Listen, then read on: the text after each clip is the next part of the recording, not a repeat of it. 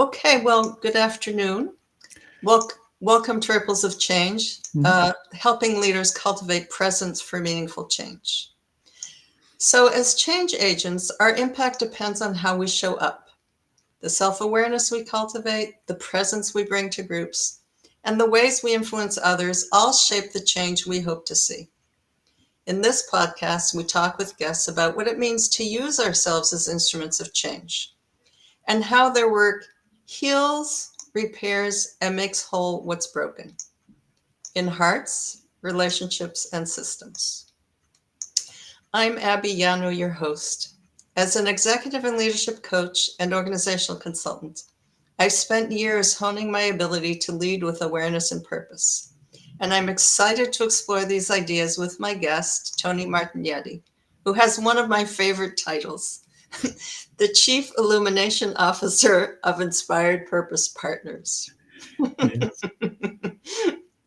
Tony is a leadership advisor, best-selling author of Campfire Lessons for Leaders, How Uncovering Our Past Can Propel Us Forward. He's the podcast host of The Virtual Campfire, in which he invites leaders to share their transformation journey. And he's also a speaker and entrepreneur. So, Tony, you have all these marvelous offerings. Can you talk about the thread that runs through your various offerings and how your passion for connection, leadership, and transformation shows up in them? Well, first of all, I just want to start by saying, Abby, thank you so much for having me on. It's so great to be here. And I really admire what you're doing here because Thank it's you. great to have your thread of, being a ripple of change in the world. We're change agents and the world needs more positive change agents for sure. So to answer your question, you kind of said it already. This idea that connection's at the core of all of the things I do, but there's another thread beyond just connection. It's also about seeing people more deeply, so that they can see themselves more fully.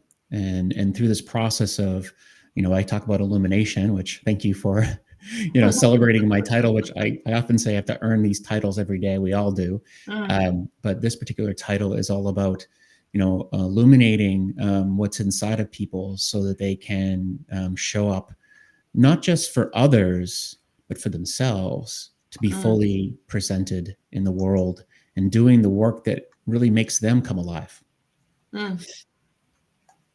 Can you say a little bit more, Tony? So I get that about helping them, you know, see how they come alive in the world that they're trying to create. Mm, yeah. Can you say a bit more about how the work that you're doing contributes to the world that you're trying to create? Yeah, I mean, one of the things that I realized along the way is that there's a lot of people who are just going through the motions, or just, they're stuck in ruts or experiencing things that are just okay, just okay, which is not exactly great. And so, what I want people to have is more of an experience of life that is a little more alive for them. And that feeling of aliveness really comes from doing work that combines all the aspects of who they are, not Mm, just the title that they own in the workplace, or the role that they got into that just has one dimension of who they are. What I want them to feel is that they're not leaving anything out of the picture. And so what that might look like is just really helping them to see that there's more that they have to offer by exploring parts of themselves that they might have left out. And so the reason why I'm so excited about this stuff is that it's kind of my story too. I felt like I was leaving parts of myself out of the picture along the way, and I felt frustrated. Felt like, is this it? There's got to be more to life than what I was experiencing, and that's what led me down this path of exploration. mm. That's very powerful. Can you talk more about the journey from feeling left out to feeling included and fully participating in your own life? Yes. I like how you say that, like fully included in your own life, because that's what it feels like. It feels like, you're living a life that isn't really in technicolor. You're in gray, drab. And it just feels like, just, oh, what is this? Why am I not feeling that? And so the journey was that I was doing great work. I was in the biotech industry. I had a lot of accolades that I was accumulating along the way. And by all means, people would look at what I was doing and say, he must be, having a great life and, making good money and doing, great things. But the reality is there's this sense of hollowness that I felt inside because I was leaving like my true self out of the picture. And so this all came to a head when I felt really depressed and just felt like I was not really connected to myself. And that depression got really dark. And it started to become a situation where I wasn't sure what was going to happen next in my life. And here I am trying to keep my family afloat and, show up for them. And I wasn't showing up for myself anymore. So I had to do something different. Otherwise, things would get even darker. So I was in a downward spiral. And so what happened was I, started to think, first of all, I read a ton of self-help books, which are great. With all books, it's you're only going to get what you take out of them and you apply. You can't just read something and say, "Oh, that's great." You have to apply them, and I think that's one of the biggest challenges people face is that they think that just by reading it, I'm gonna be better, and that's not the case. So, reading books, I started meditating, doing all types of things, seeing a therapist, and eventually, all those things had to cracked the door open just enough, but not enough to be able to say that's the answer. Until I had this one day when I was sitting in a boardroom, and I saw the leaders in the room showing up in a way that really had me questioning, like, this can't be the path for me. I can't be in this room with these leaders who don't care about people; they care about themselves. So I decided to get up and walk out. Wow. And I said to myself, as I walked out of the room, and very scared about what was going to happen next, I said, I'm going to leave the room to change the room. And that's the path that I'm going to follow. Even though I don't have a plan yet, I'll find out how to make that happen because that's what's alive in me now. Well, what a powerful, I'm a little breathless here. It's it's such a moving story. And I moved that you shared that with me, Tony. Thank you. I do it because I want to be of service to people who are maybe questioning themselves of like, why am I feeling this way? Or why do I feel, maybe not included in my own life, so that I can help them think, what can I do differently? Yeah. Right. Well, you have a few taglines, but I think of a tagline for you is that you're always in service of other people. You operate in service of other people. I accept that, Abby. I really do. It's really hard sometimes to be in the social world of social media and, sharing things. And sometimes it comes across like, is this real or is this someone just trying to make a buck or, trying to, and it's hard because, there's always a sense that, we're trying to run a business, and money is something we need to make, but you want the message to come across as it being of service. Yes. And I think your authenticity comes through in everything you do, Tony. Well, thank you. Thank you.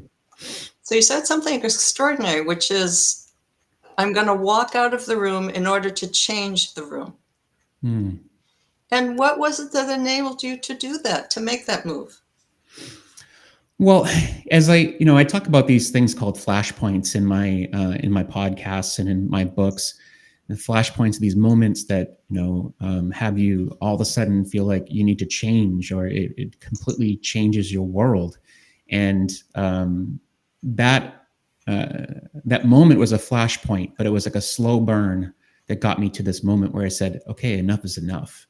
I've been starting to reveal that I couldn't stay on the same track I was on, but then that moment became like the light bulb moment, the flashpoint moment that said, now is your time to really put your life in your hands and start to do something about what you want to see in the world, the change you want to see in the world.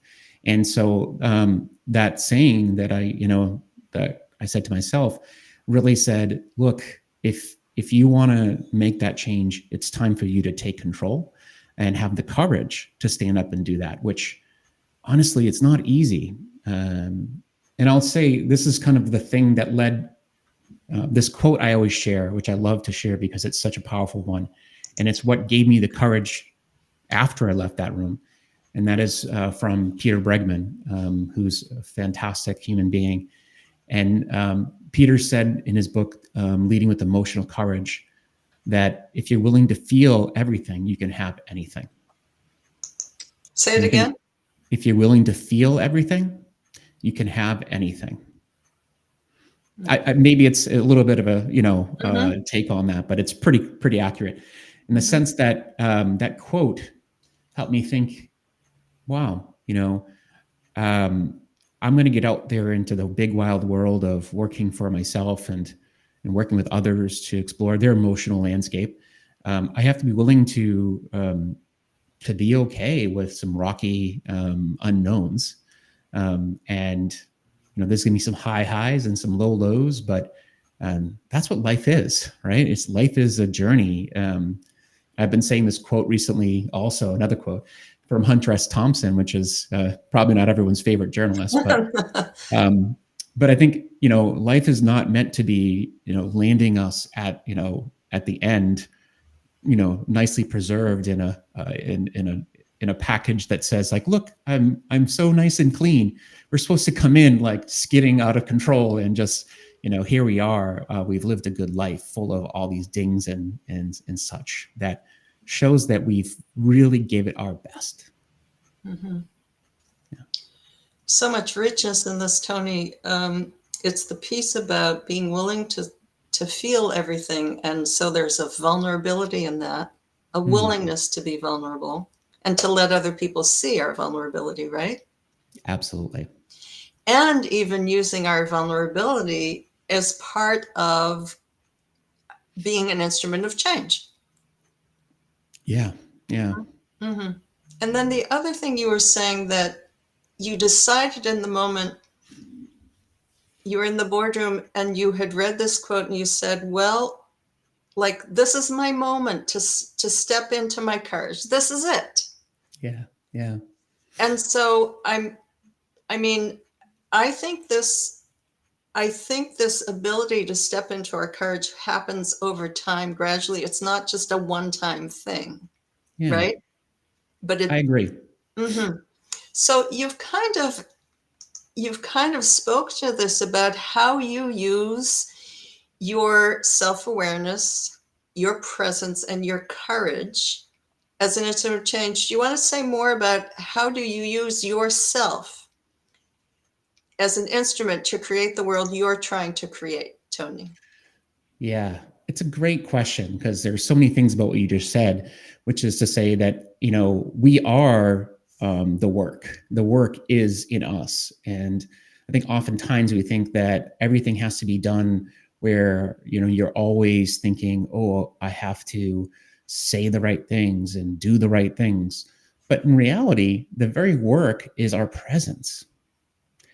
And the presence doesn't come just naturally. It comes from, having done the work on yourself, Right. of really understanding what it is that you do in the room and how do you shift a room through being a good listener, through being someone who can hold the space with intention, and to show people that you're, really willing to see them deeply. And that is something that is not that just doesn't happen overnight. It happens through the process of, again, going inside so that you can help other people do the same. Yes. Yeah, totally. So I'm wondering about, you were in this boardroom and you discovered that, first of all, you discovered that you had an option. Yeah. Like, I can actually leave. I don't have to stay. I can leave here, which is brilliant because many times we don't think we have an option. Yeah. And so I'm curious to ask if you can tease this out, Where and when did you learn your sense of agency, your sense of someone who can make change in the world? It's a great question, and I think there's a couple things I want to unpack with that. Is that the agency, the realization that I could do something different. It doesn't mean that I wasn't still fearful. I mean, Mm, fear was still part of that. mhm, And I think I still have fear sometimes. Like 8 years out into this journey, I still feel like, okay, there's times when I still fear things. mm, And even in the work that I do, I'm like, oh, am I doing the right work? Am I doing it in the right way? And or as I said recently, I'm writing my third book, and I'm like, oh, I'm not sure if I'm a good writer. mhm. um, and yet that is something that I think is a good thing to have, Yes, because fear is a motivator of sorts. yes, yes. um, but to come back to your question, I think that one of the things that I realized is that, in order for me to live a more fulfilled life, I needed to find a way to shift out of the paralyzing process of staying put because it felt comfortable. Because comfort is what a lot of people feel when they're in that moment of saying, okay, well, if I stick around and just do this, I'm not going to like it, but I'll get paid and I will, get by. But realizing that on the other side of all of that fear and the things that are holding me back is the possibility of something bigger and better. Not easy, but something better for me and possibly having an impact on other people's lives in a different way. So that's what really drove me. Mm, lovely. What's so interesting to think about how we deal with our own fear, our Mm. self-doubt even, I would say, right? Oh yeah. Yeah, who am I to be doing this work? And that definitely didn't go away easily. Still spent a lot of time, doubting myself, but you eventually get over some of those elements just through the process of stepping up and doing it, and you build the muscle of creating a path to seeing how you do make an impact on others. Right. I know that you worked with Jory Clark, and she Yes. just, right? And she just posted something very beautiful this morning about when you're in this space of doubt, that you are leaving space for the person you are becoming. Hmm. Yeah. It's beautifully said. And, obviously Dory is just remarkable, remarkable human being on many fronts. And, don't get me started on her sharing about what she's done for me. She's wonderful. But I think there's something about what you just said that is just wonderful, because when you're doubting yourself, you have to also be giving yourself some grace Mm, to say, all right, well, I may not have all the things figured out, but if I give myself space, I can figure these things out. I just got to take one step after another and keep on moving. And all those things are going to start to fall into place. And I think about it in the context of The Long Game, which, one of her, best selling books. I think one of the best books that she's written. And ironically, I think it was her fourth book, third book. I can't remember. Um, I lose track. She's done so many yeah, great things. But I think she really hit her stride because of the fact that The Long Game really demonstrates that you don't just have that brilliance right out of the gate. You have to take some time to live through all the doubts, live through all of the challenges, and just get into the process of uncovering who you are. right.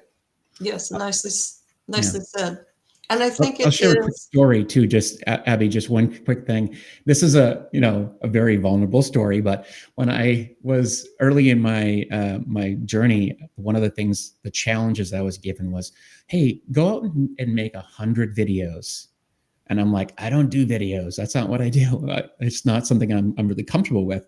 But I started to make these little videos of getting on video and sharing an idea, and the first few were horrible in my mind.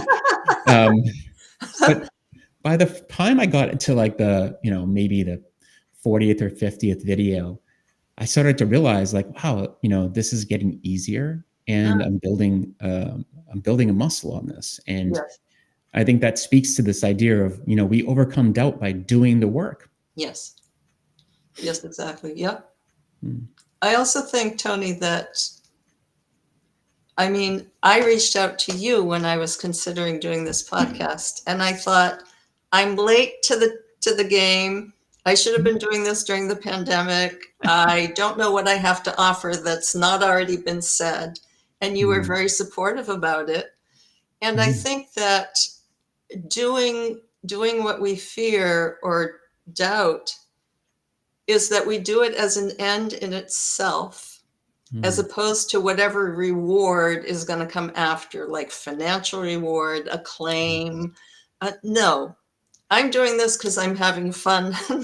talking to people. And it's clear. I mean, I've listened to your first few episodes, and they're wonderful, and I think you're on the right path. And that intention is what makes all the difference. When people come into it with this idea that, like, oh, well, how can I get quickly to as much money as possible, and instead of like delivering value, or even more so. And I'm going to get a little bit on a riff for just a second to say, instead of trying to be of value to people, share your love. Mm, And I think that's something that I had to learn too, which was that along the way you start to think, okay, well, how do I deliver value to the people in front of me? And instead, it's like, if you show up with the intention to be sharing your love, then what happens is, value is like the after effect. It's like the follow on of you bringing your love for what you do, the love for the people around you. It becomes like the the result, not the actual indicator. yes, that's so beautifully put, Tony. Thank you. I think you've spoken to this in terms of helping people show up fully in their lives. Mhm. But and is there anything you might add to this, which is, in what way does your work heal or make whole what's broken in people's hearts, in their relationships, or in systems? Yeah, I love this question. It's just such a powerful one because there's so much healing that needs to be done. Yeah. And I think the starting point is to realize that, when I talk with people, that they're not broken. Oftentimes, they're sitting there judging themselves and saying like, "Oh, I must be the problem," or maybe I'm just not good, or maybe there's something that is flawed about, the choices I've made. And then you come to realize, as you talk to them and you start to see what is it that it is hidden inside of them, the brilliance that they've sheltered because they felt like it didn't belong. And then you realize they got into this path for a reason. There's parts of them that said, I love this part of the work, and I just fell out of love with it because I started to feel like I needed to mute myself on certain parts of the work. And so when they start to see this other element of themselves show up through exploration, then they start to become more alive. They start Yeah. to show up differently. And I think those are the things that's why I do the work, because I start to see people come into their own through the process of really seeing that they've always had what they needed inside of them. Mm, lovely. That's so beautifully put. Yep. Um, Tony, would you like to tell us about your new book? Oh, sure. Um, it's still being written, that's for sure, but it's called Illuminating Hidden Brilliance. And it's a book that is really about how do we explore the different parts of who we are and the service of being more fully expressed.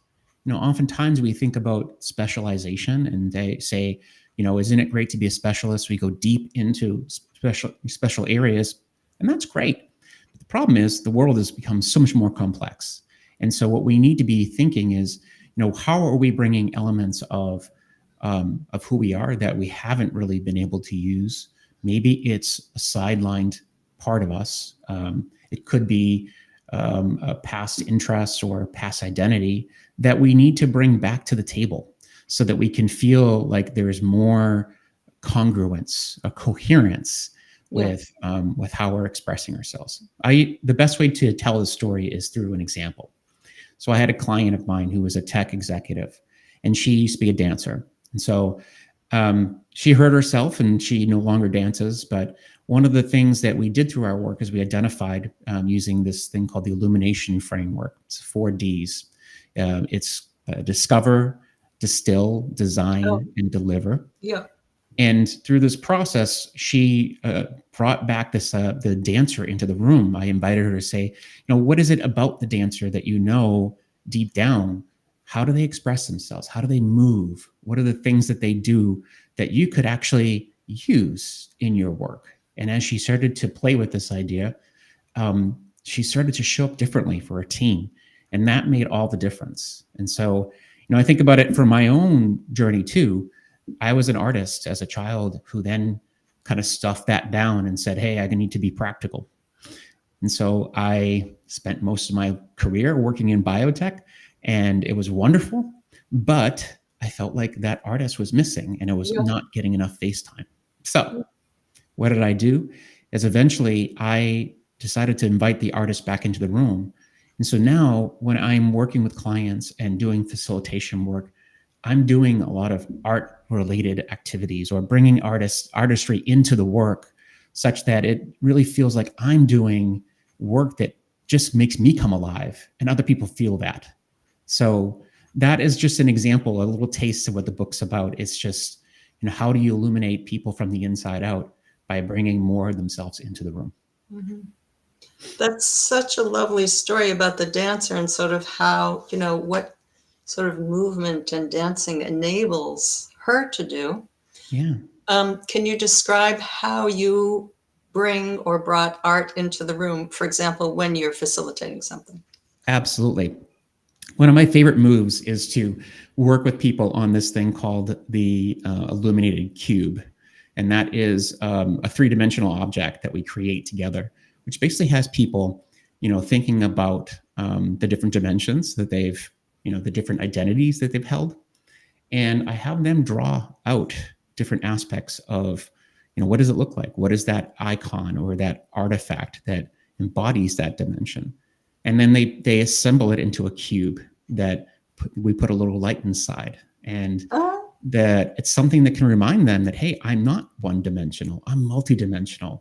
And that multidimensional self is what I want to make sure I'm tapping into when I feel like my world has gone flat, or I feel like I'm not showing up in full. And so that little reminder that they create themselves, they can turn the light on inside, and it just helps them to see themselves in full. it's such a beautiful metaphor. Turn the light on inside yourselves. Mm. Oh my gosh. And there is something to be said about being multidimensional, not being totally equated with that thing that we do that makes us money. Yeah. So we're multidimensional, and the piece of remembering, there was something you said about sort of having an experience of your illumination coming through. If you Mm. just had the experience of that once and remembered what that felt like, that you could expand on that, right? Yeah. We need that constant reminder because the world is always trying to dim our light. Not to be pessimistic here, but there is a lot of dimming going on, and I think ultimately we always need to remember who we are and how powerful we are and how really creative and adaptive and curious and all these things that every human is. It's not just for the select few.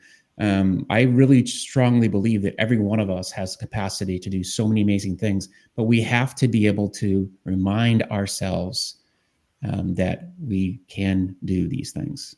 Yes.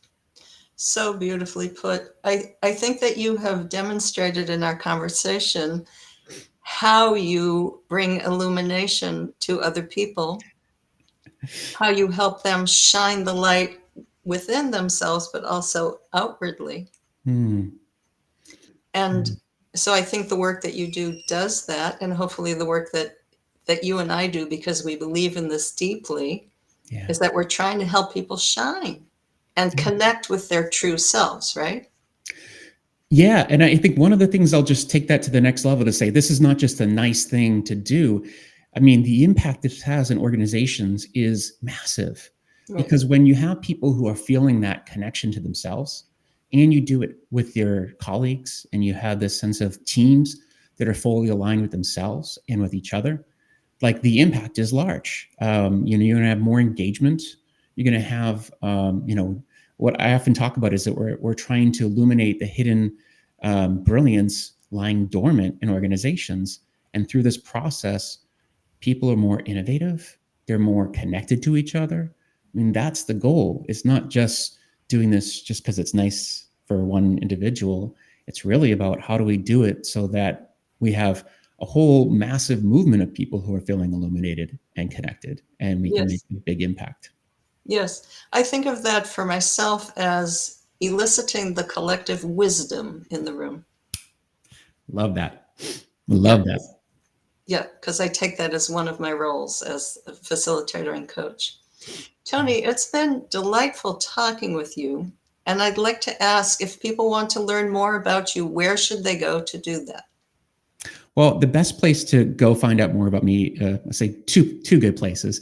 One is my website, which is at ipurposepartners.com. So that's I as in the letter I, not as in the body part. Um, and the other place would be on LinkedIn. So LinkedIn, I'm relatively active there, and sharing whatever I can to help uplift the spirits of people in the world, and hopefully inspire others. Well, I think you are doing that in your work, Tony. Is there anything that any other parting words you would like to give us?